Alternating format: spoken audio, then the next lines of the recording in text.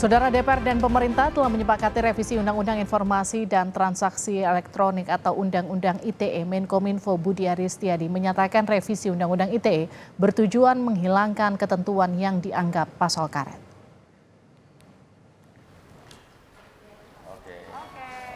Komisi 1 DPR bersama pemerintah telah menyepakati revisi Undang-Undang Informasi dan Transaksi Elektronik atau Undang-Undang ITE.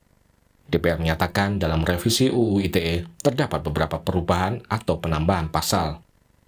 Terdapat sejumlah perubahan dalam revisi Undang-Undang ITE terkait pasal-pasal bermuatan penghinaan, penyebaran berita bohong, dan pasal-pasal terkait ancaman atau menakut-nakuti atau yang selama ini sering dianggap sebagai pasal karet.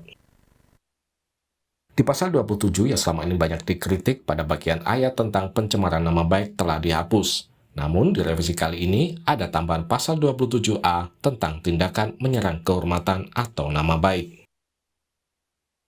Di pasal 28 juga masih mengatur tentang berita bohong dan ujaran kebencian.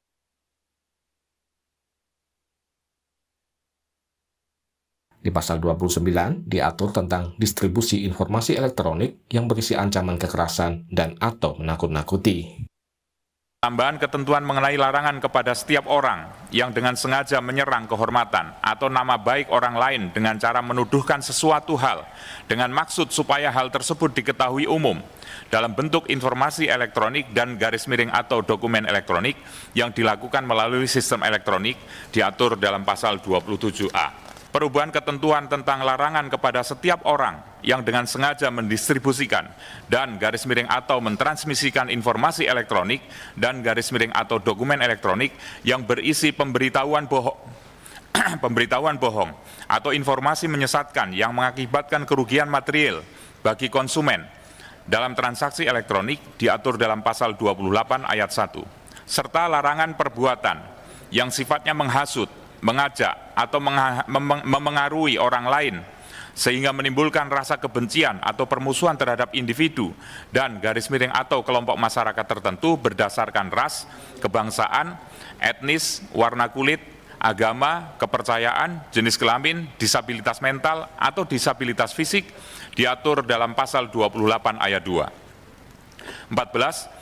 Perubahan ketentuan mengenai larangan kepada setiap orang yang dengan sengaja tanpa hak mengirimkan informasi elektronik dan garis miring atau dokumen elektronik secara langsung kepada korban yang berisi ancaman kekerasan dan garis miring atau menakut-nakuti diatur dalam pasal 29. Menkominfo Budi Aris Setiadi menyatakan, Undang-Undang ITE harus jelas dan tidak boleh multitafsir. Revisi pasal-pasal Undang-Undang ITE saat ini untuk menghilangkan pasal-pasal yang multitafsir. Gini loh, kalau Undang-Undang ITE itu kan membuat menjadi jelas, nggak abu-abu semua. Gitu. Dalam pasal yang dipermasalahkan itu gimana? Soal kewenangan pemerintah? Loh iya dong, yang berwenang siapa kalau nggak pemerintah? Artinya itu kan Oh enggak, kan kita melalui proses juga. Enggak dong, justru ruang publik kan tetap harus dibuka, demokrasi harus dijaga. Berarti nanti aturan turunannya itu memang akan mengakomodir, tidak akan menjadi pasal karet? Enggak ada. Justru Undang-Undang ITE, revisi Undang-Undang ITE ini sekarang ini membuat tidak semakin sedikit atau bahkan hilangnya pasal-pasal yang multitafsir. Ya. Perkenankan saya menyampaikan Setelah disepakati Komisi 1 DPR dan pemerintah, revisi Undang-Undang ITE akan dibawa ke rapat paripurna DPR untuk disetujui sebagai undang-undang. Tim Liputan, Kompas TV. Biar nggak lupa.